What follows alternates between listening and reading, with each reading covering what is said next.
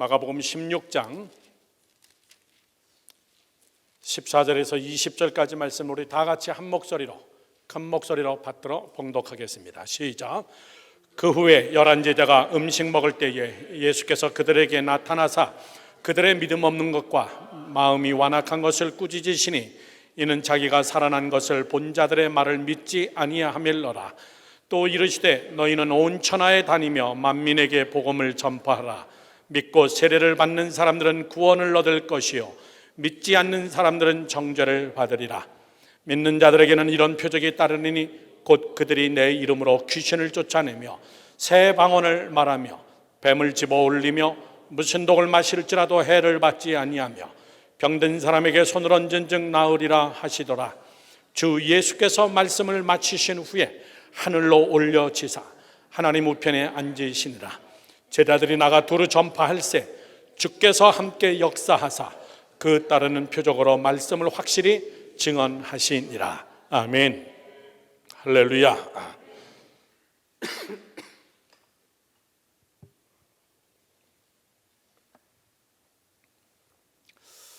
2월의 마지막 주일입니다.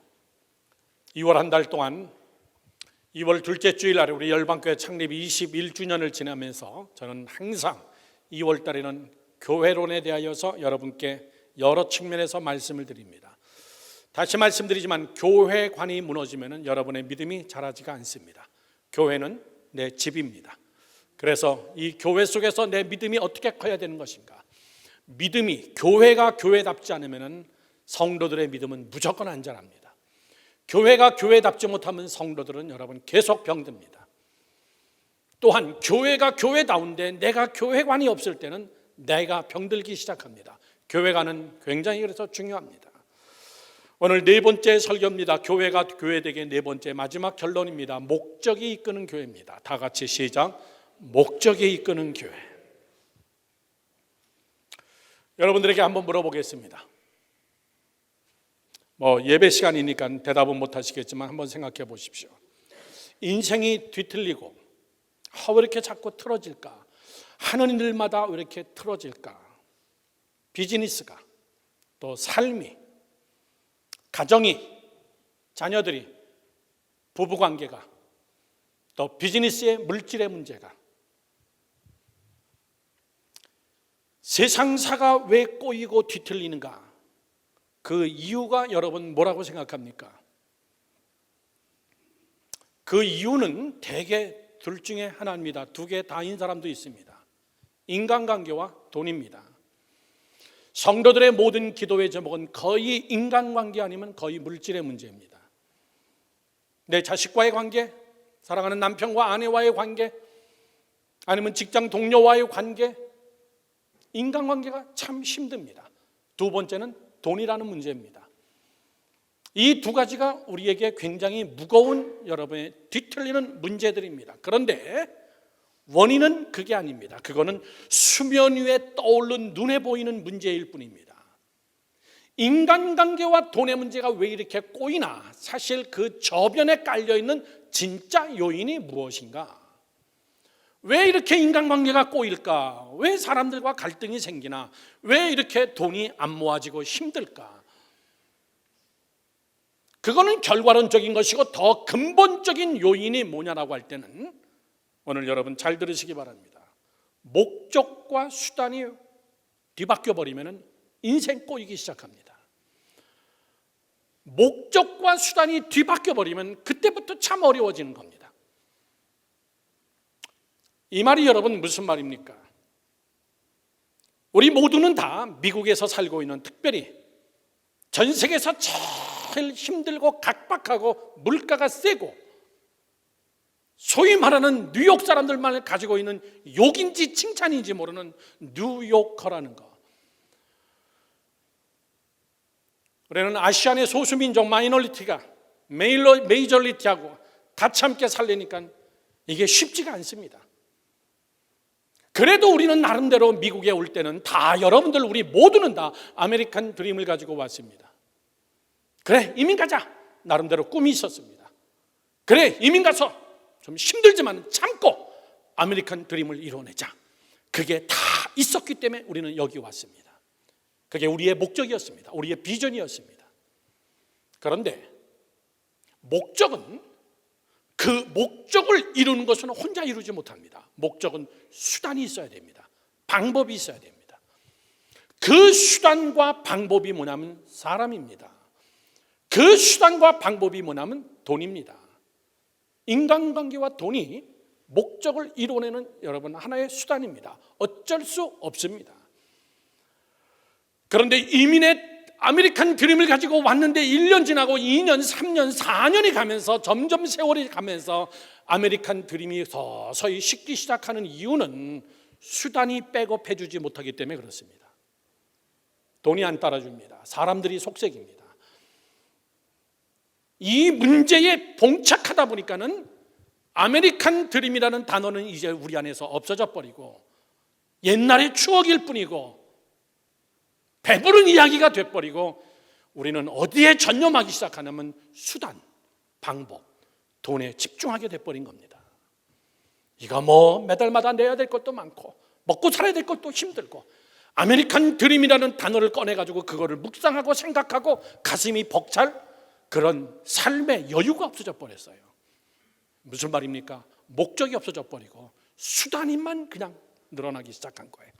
수단에 전념하기 시작합니다. 돈을 벌어야 된다. 그렇습니다. 사실 돈 없으면 안 됩니다, 여러분. 그러다 보니까 어떤 결과가 왔냐면은 목적이 없어져 버리고 수단이 그냥 목적이 돼 버린 겁니다. 그냥 여기가 목적입니다. 돈 그 자체가 목적입니다. 사람들과의 관계가 그냥 목적이고 돈 그 자체가 목적이 돼 버리고 그리고 진짜 목적은 그건 여러분 우리에게 없어졌어요. 그냥 수단을 목적으로 해버렸습니다. 이것이 우리의 목적으로 삼자. 그냥 그렇게 돼버렸습니다. 여러분 그때부터 인생은 꼬이기 시작하는 거예요. 여러분 그런 적 많죠? 저도 목회자지만 솔직한 이야기도 저도 그런 적이 있습니다.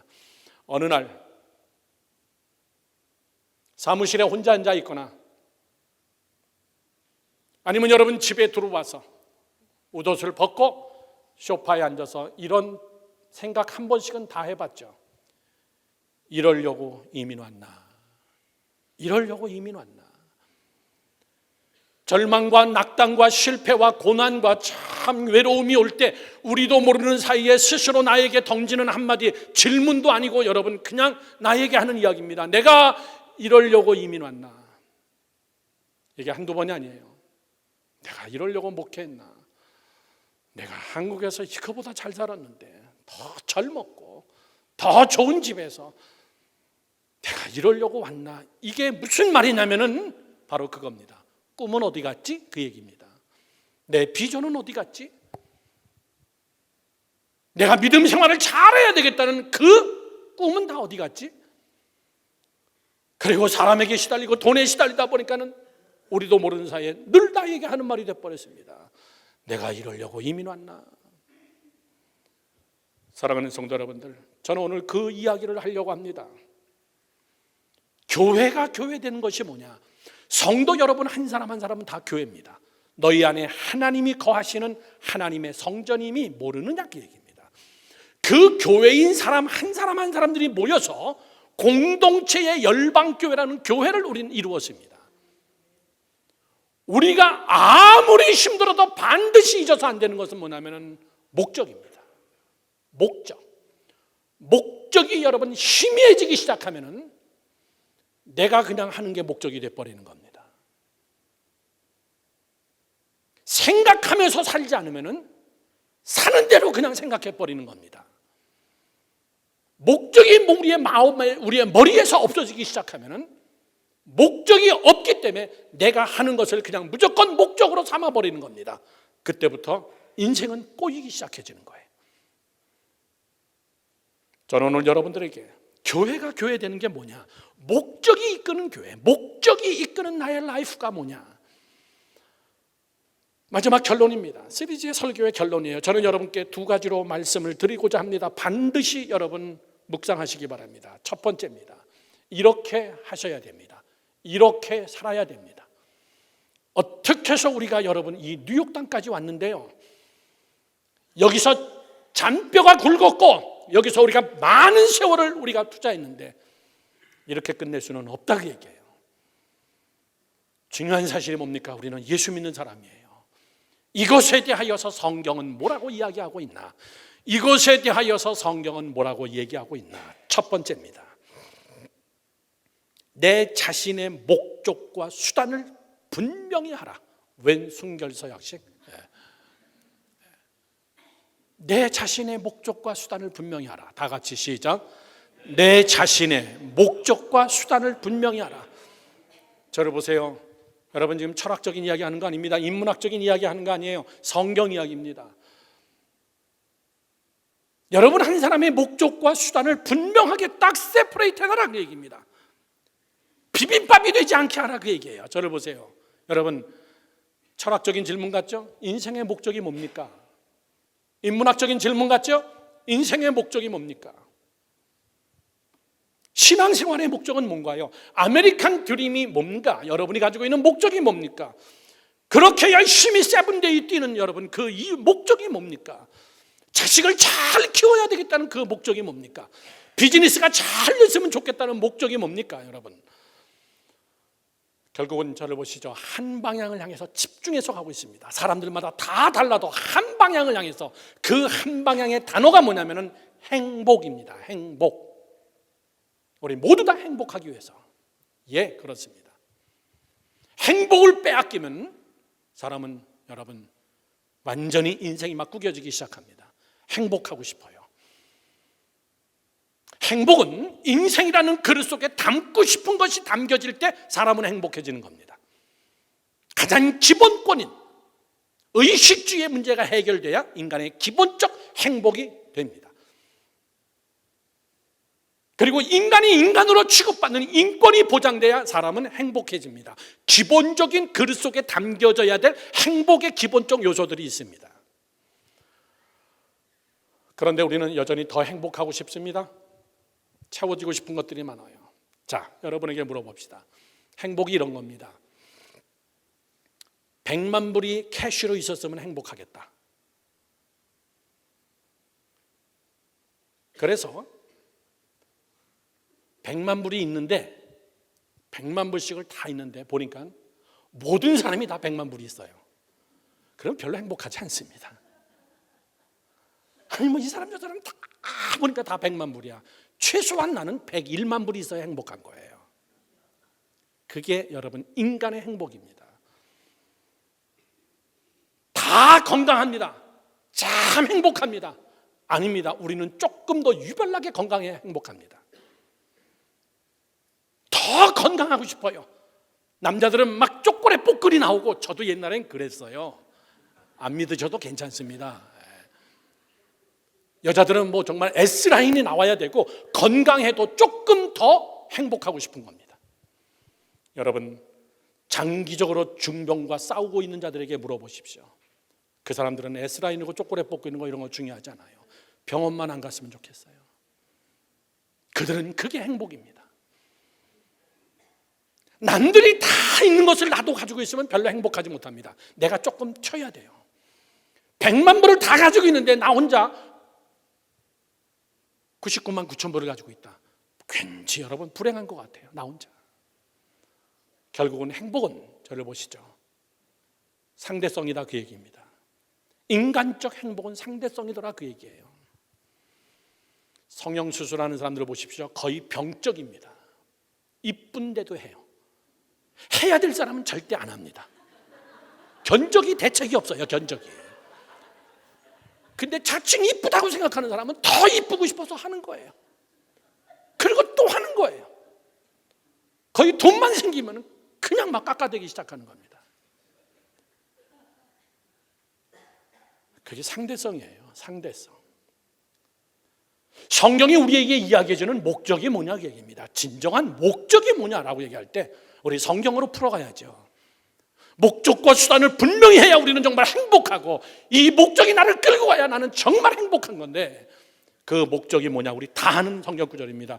고린도전서 10장 31절은 이렇게 얘기합니다. 다 같이 크게 시작. 그런즉 너희가 먹든지 마시든지 무엇을 하든지 다 하나님의 영광을 위하여 하라.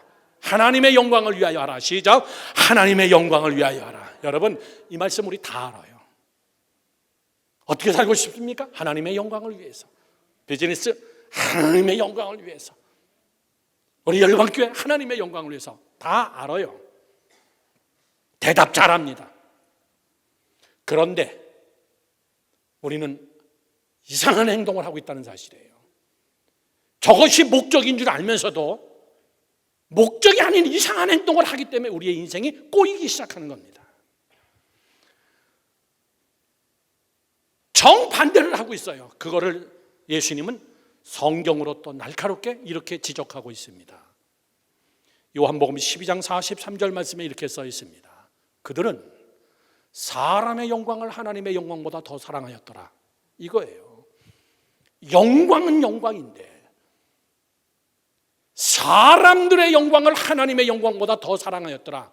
하나님의 영광도 있고 사람의 영광이 있는데 하나님의 영광보다는 사람의 영광, 똑같은 말을 쓰는데 우리는 뭐라고 하냐면 내가 영광을 받아야 하나님도 영광 받는다고 우리는 딱 그렇게 그냥 접어놨어요. 아예 처음부터.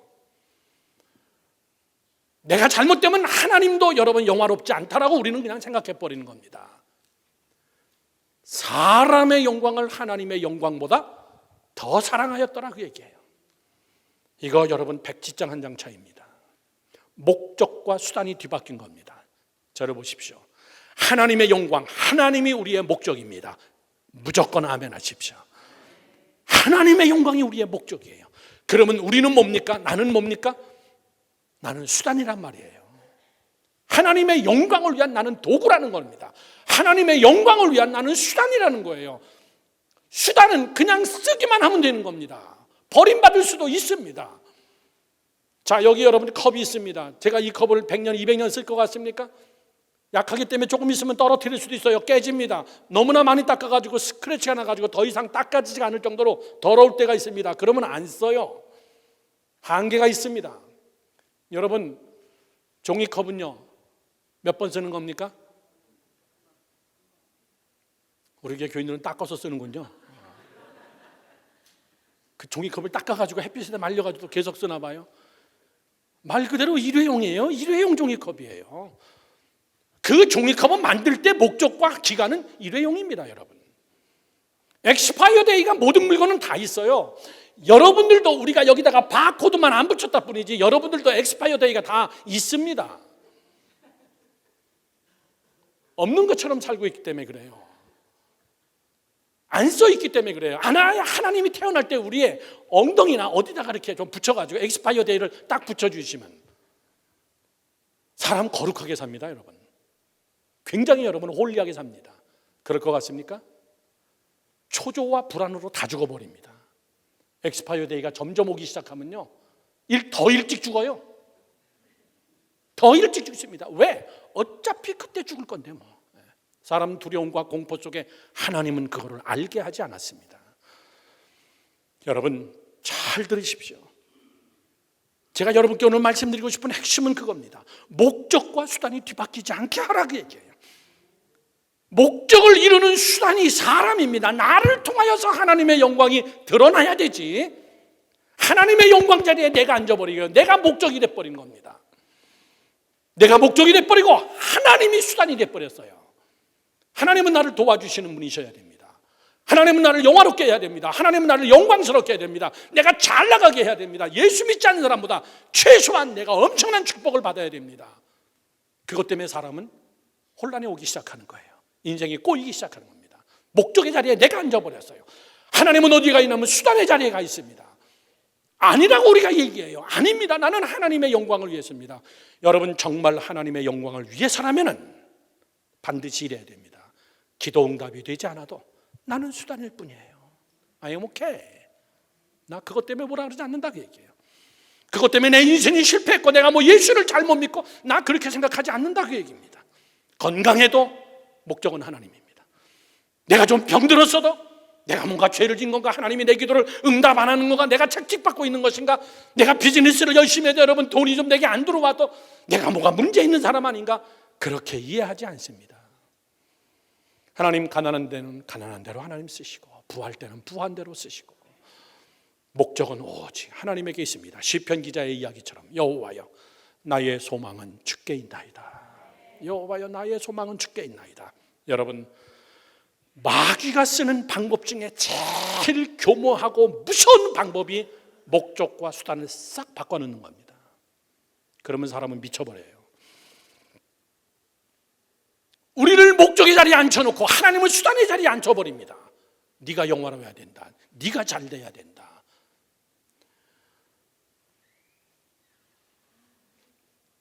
그 싸움이 예수님이 40일 금식 기도를 하고 딱 광야에서 금식 기도 마칠 때 마귀는 나타나서 그 시험을 한 거예요.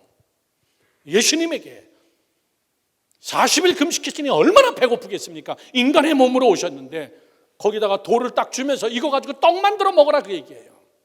그러면 어떻게 되는데요? 예수님이 영화로워져요. 대단하다 예수님. 자기 증명입니다. 예수님은 자기 증명하려고 온 사람이 아닙니다. 하나님 증명하려고 온 사람입니다.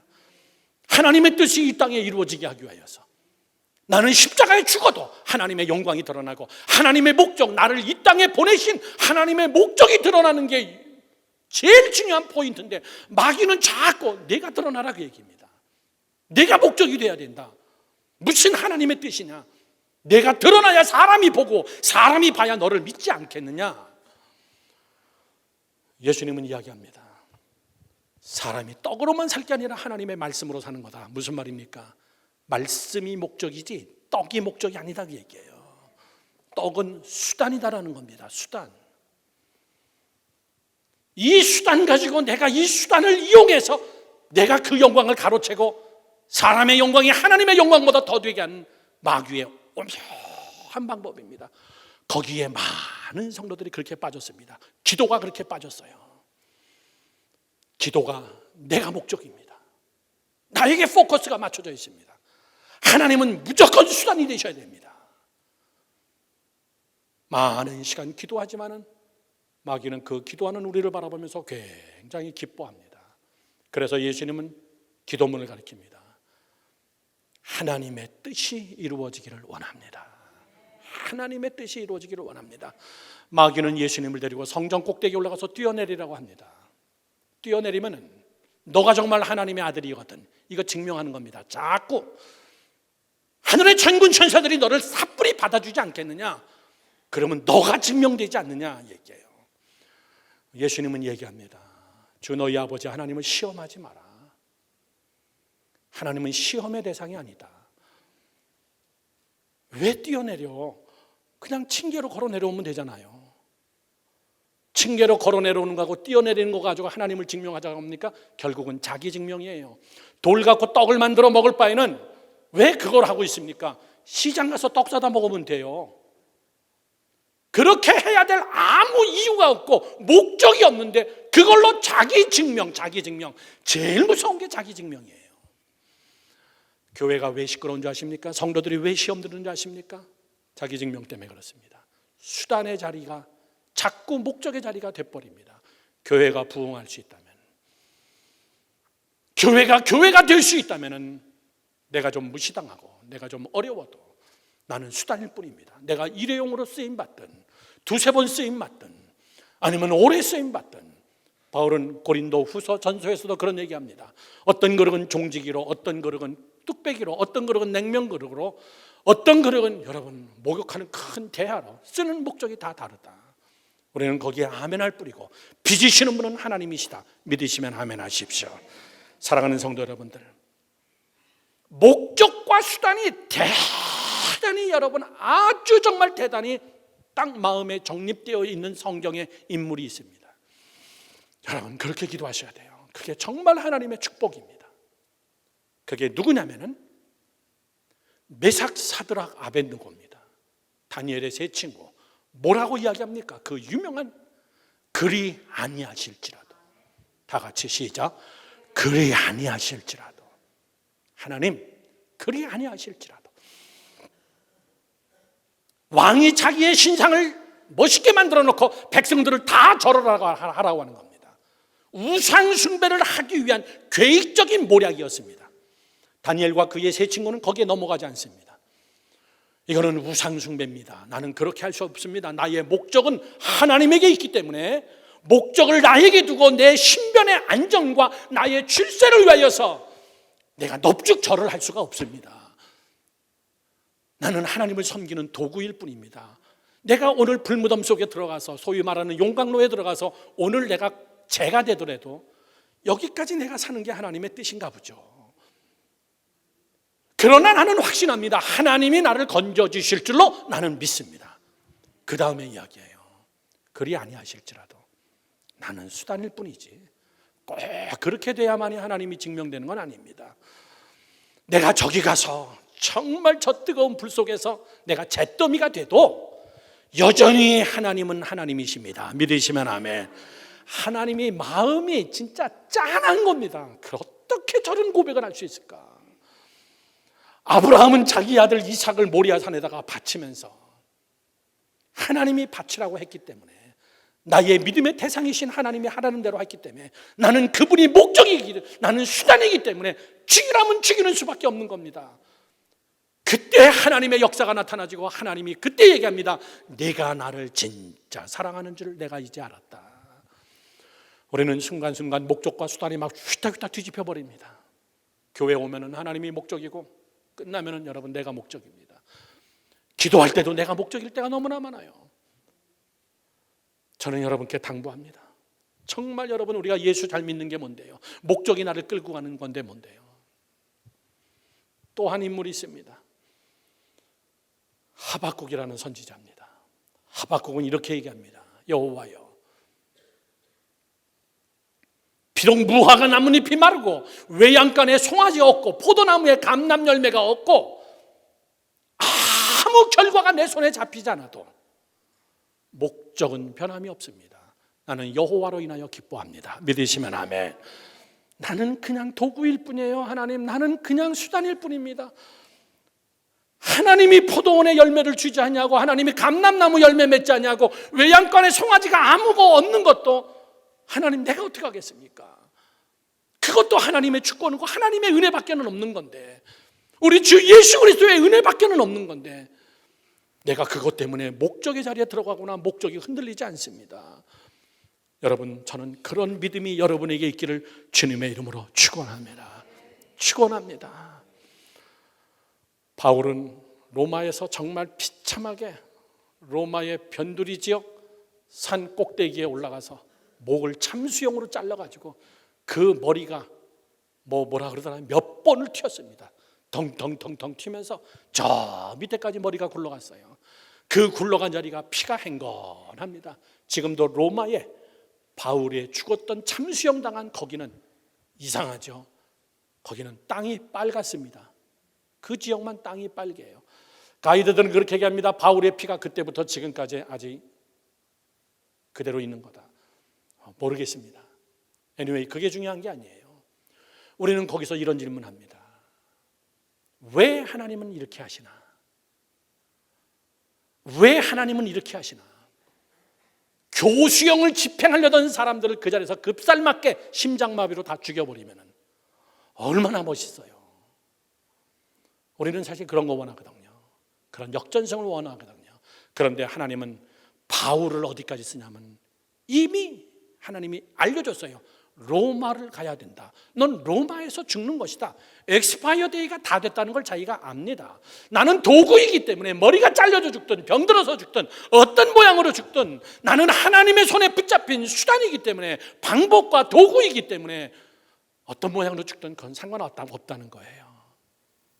그래서 바울이 패배했습니까? 그래서 기독교가 패배했냐고요? 그래서 하나님의 영광이 땅에 떨어졌냐고요?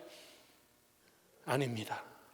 그 핏값으로 로마가 기독교 국가가 되기 시작하고 전 세계로 복음이 실어나르는 엄청난 일을 하게 한 것은 여러분 그런 핏값 때문입니다. 믿으시면 아멘 하세요.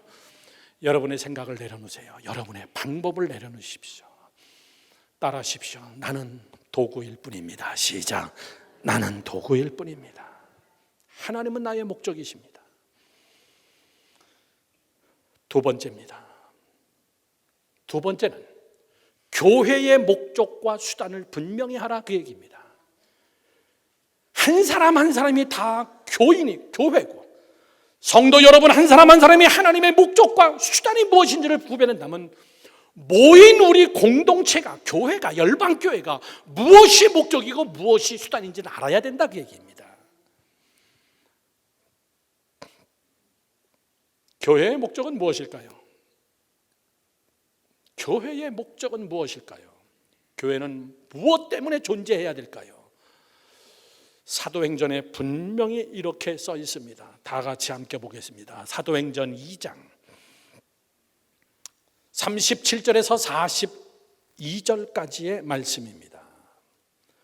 그들이 이 말을 듣고 마음에 찔려 베드로와 다른 사도들에게 물어 이르되, 그 다음 다 같이 시작. 형제들아 우리가 어찌할꼬. 다시 한번 시작. 형제들아 우리가 어찌할꼬. 이 말이 뭐예요? 교회 안에서는요 이 말이 제일 많이 나와야 돼요. 설교를 듣고 나서 우리가 어떻게 해야 되지? 우리가 어떻게 해야 되지? 이 말이 나와야 돼요. 설교를 들고 저 설교는 이 집사가 들어야 되는데 이 집사 어떻게 하지? 남 어떻게 할 거 걱정하지 마세요. 초대교회가 성령의 역사가 나타나지고 교회가 교회다워지기 시작하니까 성도들의 고백이 무슨 고백이 나오냐면은 형제들아 우리가 어찌할꼬. 우리 어떻게 해야 되지? 이 삶의 문제를 어떻게 해야 되지? 우리의 이 죄악을 어떻게 해야 되지? 우리 자녀들을 어떻게 해야 되지? 우리 교회 어떻게 해야 되지? 이 비전을 어떻게 해야 되지? 내 비즈니스를 어떻게 해야 되지? 하나님 앞에서 이거 어떻게 해야 되지? 그게 여러분 나오는 게 그게 교회다 그 얘기입니다. 그런데 그 다음에 뭐라고 써 있습니까? 이렇게 써 있습니다. 베드로가 그들에게 이렇게 대답해 줍니다. 너희가 첫 번째 회개하여, 두 번째 각각 예수 그리스도의 이름으로 두 번째 세례를 받고, 세 번째 죄사함을 받으라. 그리하면 무엇을? 성령을 선물로 받으리라. 믿으시면 아멘. 저를 보세요. 교회는 뭐를 위해서 존재하냐면은 이 세 가지예요. 교회는 회개하는 장소입니다. 세례 받고 성령 받는 장소예요. 아멘이십니까? 이것을 가리켜서 교회는 목적이 두 가지입니다. 현재적 목적과 궁극적 목적으로 구별됩니다. 첫 번째가 현재의 목적이에요. 두 번째가 궁극적 목적입니다. 사도행전에서 말씀하는 이 말씀은 현재적 목적입니다. 교회의 현재적 목적, 오늘의 목적. 어떤 일이 있다고요? 회개가 나타나야 되고 세례를 받고 성령을 받아야 된다는 거예요. 믿으시면 아멘. 믿으시면 아멘 하십시오. 저를 보세요. 왜? 그래야 궁극적 목적을 이룰 수 있는 데가 수단이 되기 때문에 그렇습니다. 수단이 좋아야 돼요. 사람이 좋아야 됩니다. 하나님의 뜻을 이루려면 사람이 괜찮아야 돼요. 성도들이 괜찮아야 됩니다. 이건 학벌이나 직업을 이야기하는 게 아닙니다.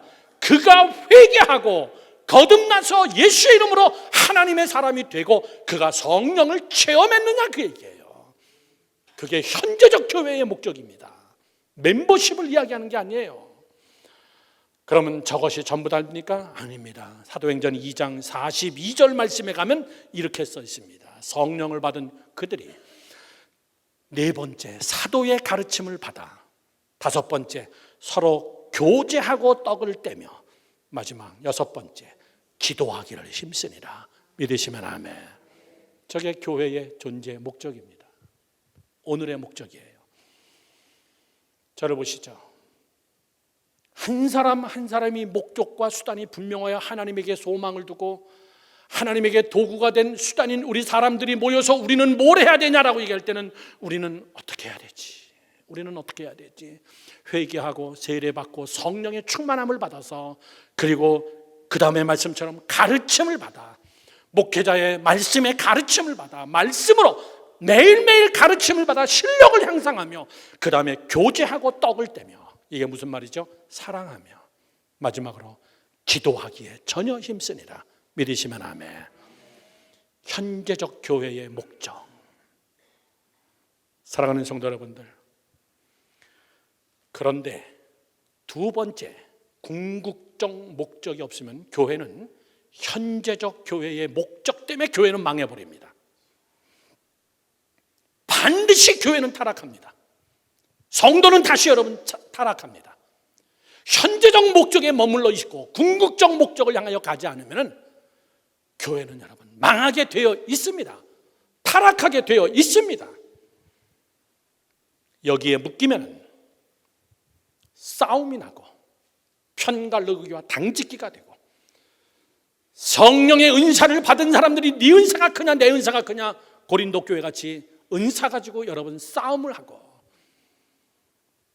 가르침을 받는 성도들이 가르침을 받는 것이 목적이 되면 머리만 커지게 되고, 교제만 이 교회 안에 있다 보니까는 이 교회가 편갈르기 당짓는 교제가 돼버리고, 기도하기에 힘을 쓰는데 모든 기도에 힘쓰는 목적이 결국 내가 목적입니다. 내가 잘 되기 위해서. 성경은 우리에게 두 번째 이야기합니다. 교회의 궁극적 목적이 또 하나가 있어야 된다. 왼손에는 현재적 목적이요, 오른쪽 날개에는 궁극적 목적, 이 날개가 두 날개가 있을 때 비행기가 날기 시작하는 겁니다. 하나의 날개만 있다 그러면 그 엄청난 엔진이 뿜어내는 그 속도감에 한쪽 날개만 있으면 어떤 현상이 옵니까? 그냥 그 자리에서 도는 겁니다. 그냥 그 자리에서 맴돌다가 어지러움증에 다 죽는 거예요. 궁극적 목적이 뭐냐? 교회의 궁극적 목적, 마지막 목적. 그 궁극적 목적 때문에 현재적 목적이 존재하는 겁니다. 궁극적 목적을 이루라고. 그것이 뭐예요? 오늘 본문의 말씀입니다. 너희는 온 천하에 다니며 만민에게 복음을 전파하라. 믿으시면 아멘. 사도행전에서는 뭐라고 얘기합니까? 오직 성령이 너희에게 임하시면 너희가 권능을 받고 예루살렘과 온 유대와 사마리아와 땅끝까지 이르러 내 증인이 어떻게 해요? 되리라, 그 얘기입니다. 성령을 주시는 이유는 궁극적 하나님의 목적인 증인으로 삼기 위해서. 그 증인의 바운더리는 온 세상 끝까지. 그것이 하나님의 방법이고 하나님의 목적이라는 것을 믿으시길 축원합니다. 선교가 목적이다, 그 얘기입니다. 하나님의 대강령이에요. 전도하고 선교하고 땅끝까지 이르러서 복음을 증거하라. 이것이 하나님의 마지막 부활 승천하시면서 교회에 준 마지막 목적입니다. 그런데 초대교회가 성령의 충만함을 받고 어떤 현상이 생기든가요? 그들이 안 흩어지기 시작했습니다.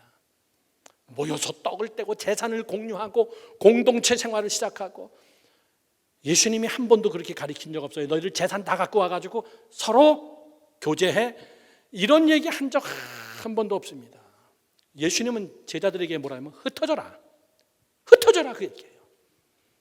흩어지는 것이 교회의 궁극적인 목적이야. 싸워서 흩어지고 편갈라서 흩어지는 걸 얘기하는 게 아니라 사명을 가지고 흩어져라. 흩어지는 자들을 위하여서 내가 주는 것이 오직 성령의 충만함이 내게 필요하다는 거예요. 성령의 충만함이 또 나에게 목적이 돼서 내가 잘 먹고 잘 살기 위한 성령 충만이 아니라 담대하게 복음을 증거하기 위해서, 땅끝까지 가기 위해서 성령의 충만함이 필요한 것이에요.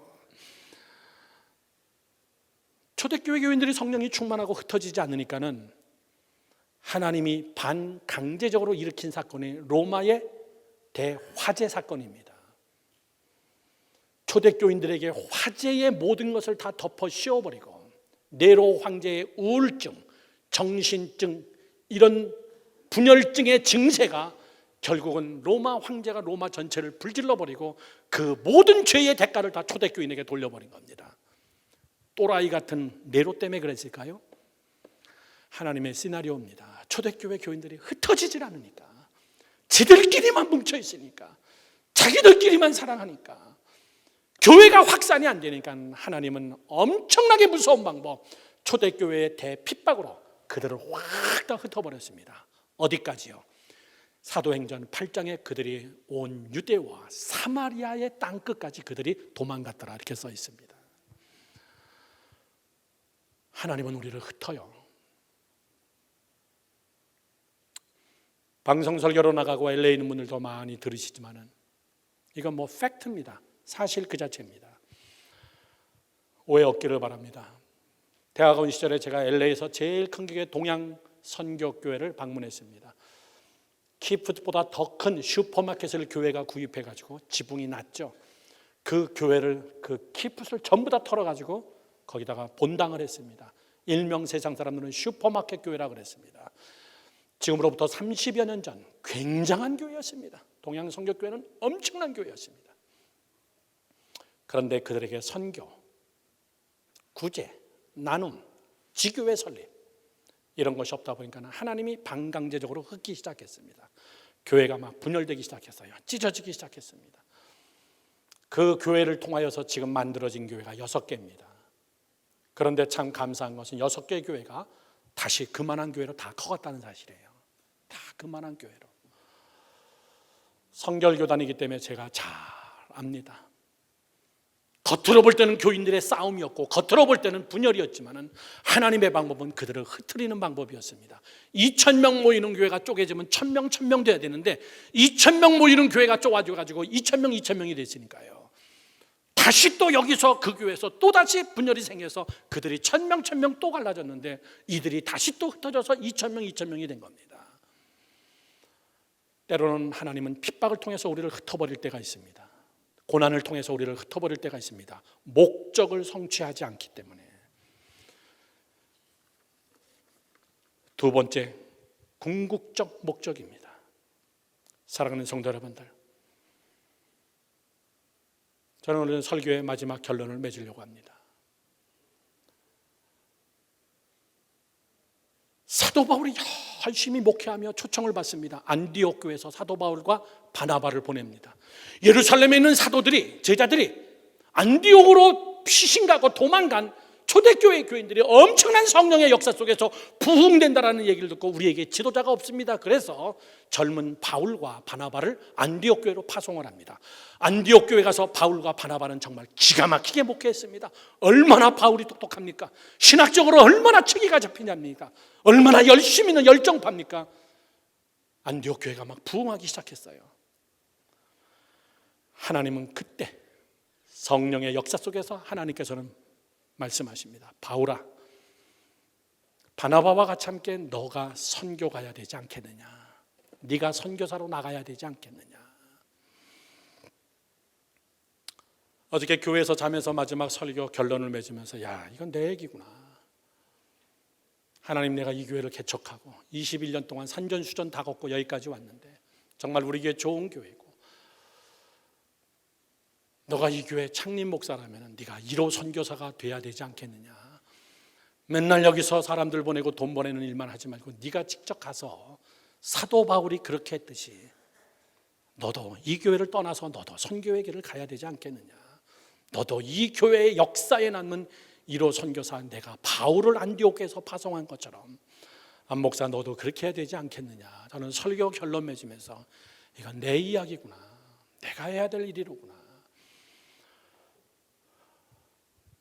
우리 교회 사역이 아프리카 전역으로 지금 막 번져가고 있습니다. 탄자니아 땅에서 시작한 우물 사역이 케냐 쪽으로, 그 다음에 모잠비크 쪽으로, 우리 교회가 건축한 에티오피아의 진마 교회 600명이 모이는 교회가 거의 1000명 수준으로 올라가기 시작하고 그들은 돈이 없어서 교회를 거의 완성 못했더라고요. 우리가 보내주는 헌금은 그저 비 안 맞고 예배드릴 정도의 교회였고 창문도 없고 의자도 없고 형편없더라고요. 차마 우리에게 더 보내달라고 이야기를 못하고 그들은 그냥 그렇게 봉헌식을 드렸어요. 저는 진마교회 김성준 목사님께 카톡을 드렸습니다. 제가 가서 제 눈으로 직접 확인하고 무엇을 더 만들어 넣어야 되고 더 해야 될지 에티오피아에 가겠다 그랬습니다. 그리고 에티오피아를 간 김에 에티오피아 에어라인으로 모잠비크라는 나라에 가서 거기도 참 물이 필요한 나라입니다. 아프리카 쪽으로 우리 사역이 점점 확대되어지면서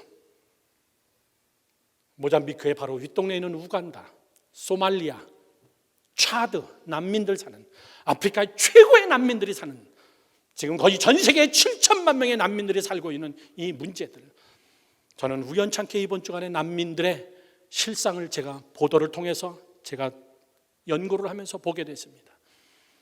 우리 교회 물사역이 정말 필요한 곳이 난민촌이구나.